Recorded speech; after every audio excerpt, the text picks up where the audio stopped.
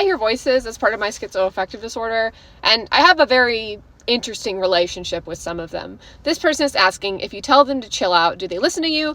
In general, do they listen when you set a boundary? And kind of a little bit of yes and no.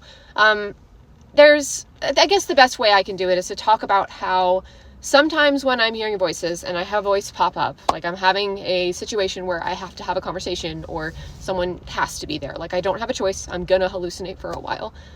I do have this kind of relationship with them where most of the time they will leave me alone if I have to do something.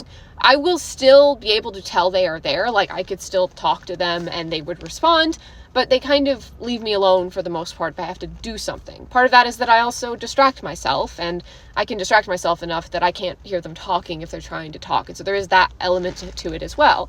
But growing up and hearing voices all the time, the voices that I did hear, they would leave me alone when like I had to do homework and didn't want to talk with them, or they'd leave me alone when I was in class. That was just kind of a general thing they did. But what's really interesting is that there's one thing I can't make them do, that I can't ask them to do, and that's to leave. When I was hearing voices all the time, I once tried to tell my voices to leave. We were friendly, it was not a bad thing, but I was like, hey, can you actually go? Like, can you actually leave me?